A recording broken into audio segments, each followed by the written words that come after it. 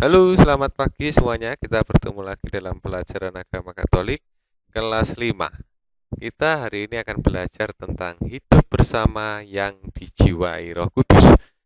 Untuk mengawali kegiatan hari ini, mari kita ambil sikap berdoa yang baik supaya proses belajar mengajar kita diberkati oleh Tuhan. Mari kita ambil sikap berdoa yang baik. Dalam nama Bapa dan Putra dan Roh Kudus. Amin. Allah Bapa di surga, puji dan syukur kami haturkan kehadirat-Mu, karena pada hari ini kami dapat berkumpul untuk belajar bersama. Kami ingin belajar bagaimana menjadi terang dan garam dunia. Kami menyadari hal itu tidak mudah bagi kami. Untuk itu kami mohon Roh Kudus-Mu agar menguatkan kami untuk dapat menjadi terang dan garam dunia. Amin. Kemuliaan kepada Bapa dan Putra dan Roh Kudus seperti pada permulaan, sekarang, selalu, dan sepanjang segala abad. Amin. Dalam nama Bapa dan Putra dan Roh Kudus. Amin. Baik anak-anakku yang terkasih, mari kita mengamati pengalaman berkaitan dengan persatuan. Di dalam kehidupan bersama, setiap orang menginginkan adanya hidup yang rukun, damai, dan sejahtera. Namun apa yang diharapkan tersebut tidak senantiasa terjadi. Dalam kehidupan bersama, kadang terjadi konflik dalam skala kecil maupun besar, bahkan sampai perang dan membawa korban. Di tengah situasi konflik ini, senantiasa muncul orang-orang, tokoh-tokoh atau kelompok-kelompok warga yang mempelopori penyelesaian secara damai. Misalnya, Mahatma Gandhi, Ibu Teresa, Gus Dur, dan masih banyak lagi. Menyadari adanya potensi konflik tersebut, masyarakat berusaha secara preventif membangun perdamaian. Misalnya yang terjadi di Desa Mega, Kecamatan Morait, Kabupaten Sorong, juga di Desa Linggo Asri, Kajen, Pekalongan. Masyarakat Mega mengadakan silaturahmi antara umat Islam atau Muslim dan Kristiani setelah Lebaran. Marilah kita simak cerita berikut ini. Ya, Desa Linggo Asri, Kajen, Pekalongan. Di Desa Linggo Asri, Kajen, Pekalongan terdapat 3 kelompok agama, yakni Islam, Hindu, dan Buddha. Kelompok agama Buddha jumlahnya sedikit dan tinggal di perbukitan. Mereka semua bersahabat satu dengan yang lain. Seperti terlihat dalam video, mereka sangat akrab. Kerukunan dan kebersamaan itu tampak ketika mereka mengadakan kerja bakti untuk membangun jalan. Menurut kepala desa, tidak ada perlakuan khusus terhadap pemeluk satu agama. Mereka diperlakukan sama. Demikian juga di Desa Mega Morait, Sorong. Pada kesempatan setelah Lebaran, mereka mengadakan silaturahmi untuk seluruh masyarakat yang terdiri dari umat Kristiani dan Islam. Dalam silaturahmi itu ada acara bersalam-salaman sebagai tanda maaf memaafkan, bernyanyi dan berjoget bersama serta makan. Mereka tampak rukun dan bersaudara. Anak-anakku yang terkasih, setelah kita mendengarkan cerita, kita bisa menjawab beberapa pertanyaan ini. Tentu anak-anak bisa menjawabnya. Ya, Pak Wana akan bantu. Nomor 1, bagaimana situasi di Desa Mega dan Desa Linggo Asri? Jadi ketika kita mendengarkan tadi, situasinya adalah rukun, damai, ya. Tentu di dalam masyarakat kita, di sekitar rumah kita, harapannya seperti di Desa Mega dan di Desa Linggo Asri. Gitu ya. Bagaimana di lingkungan sekitarmu? Ya, bisa tuliskan di kolom chat ya. Apa agama apa saja yang dianut oleh masyarakat di sana? Tentu dari 2 cerita tadi berbeda-beda ya. Dari kisah sebelumnya itu ada agama Hindu, Buddha, dan Muslim. Di desa yang berikutnya ada Muslim dan Kristiani. Ya tentu di situ ada bervariasi, ada berbagai macam agama yang ada di situ. Ya, mengapa mereka tidak mempermasalahkan agama dalam bergaul, bertetangga, dan kerja bakti?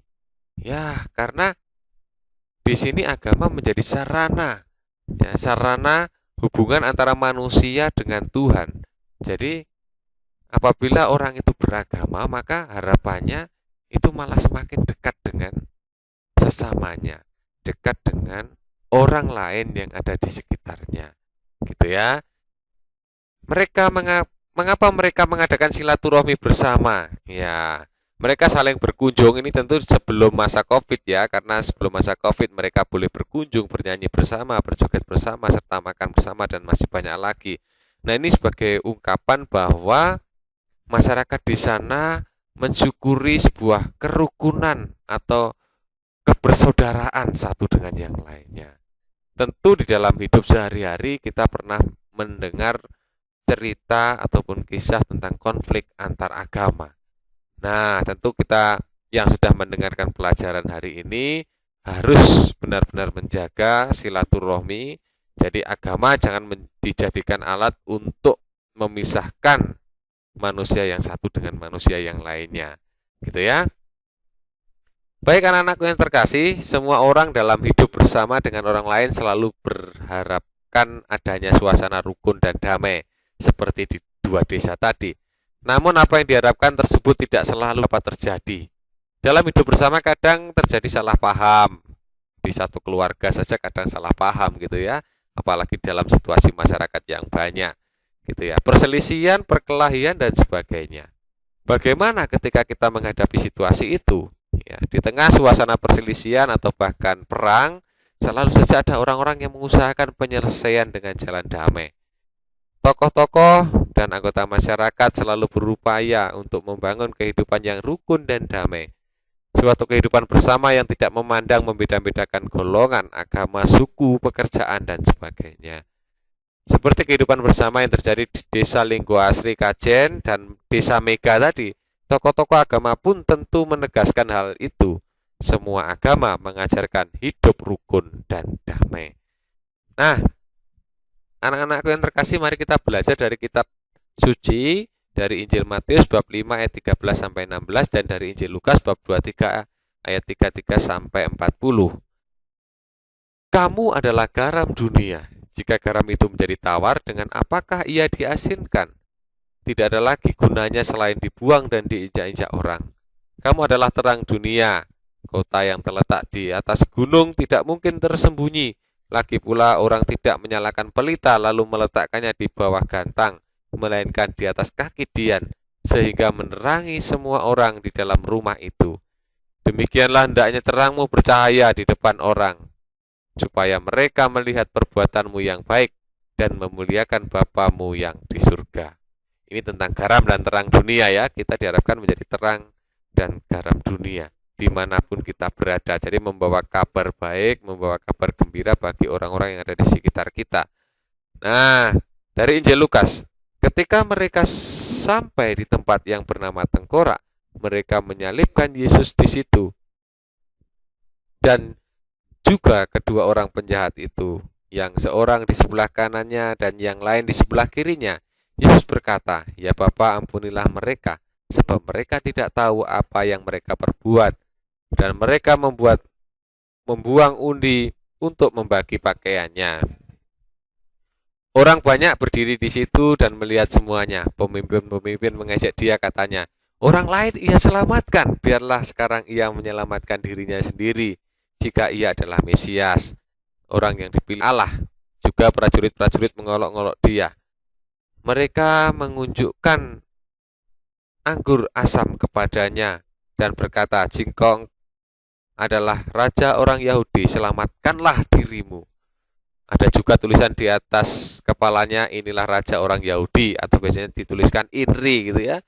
Seorang dari penjahat yang digantung itu menghujat dia, katanya, "Bukankah engkau adalah Kristus? Selamatkanlah dirimu dan kami." Tetapi yang seorang menegur dia, katanya, "Tidakkah engkau takut juga tidak kepada Allah, sedang engkau menerima hukuman yang sama?"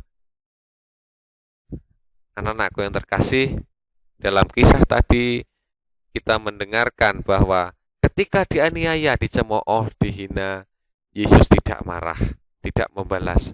Bahkan malah Tuhan Yesus mendoakan mereka, "Ya Bapa, ampunilah mereka, sebab mereka tidak tahu apa yang mereka perbuat." Inilah salah satu contoh tindakan Yesus yang merupakan terang dunia. Tindakan Yesus tersebut memberi terang bagi mereka yang suka marah, mendendam, membenci, dan balas dendam yang sering dilakukan oleh kebanyakan orang. Bahkan mungkin kita yang sedang mendengarkan pelajaran hari ini. Ya. Semasa hidupnya Yesus berkeliling mewartakan kasih Bapa dengan perumpamaan-perumpamaan dan berbagai mujizat. Tindakan Yesus itu membuat keadaan masyarakat yang selama itu tidak diperhatikan menjadi lebih baik. Itulah gambaran perwujudan ajaran Yesus mengenai garam. Jadi Tuhan Yesus telah melaksanakan apa yang Ia ajarkan. Sebagai murid Yesus, kita diperintahkan untuk menjadi garam dan terang dunia. Sehubungan dengan itu, kita perlu turut ambil bagian dalam mengusahakan semampu kita untuk membangun keadaan masyarakat menjadi lebih baik dan memberi teladan akan perilaku kasih dan damai. Anak-anakku yang terkasih, kiranya demikian pelajaran agama hari ini. Kita ambil sikap berdoa yang baik. Kita mohonkan kepada Tuhan supaya kita bisa menjadi garam dan terang dunia. Kita berdoa di dalam hati kita masing-masing. Marilah kita berdoa dalam nama Bapa dan Putra dan Roh Kudus. Amin.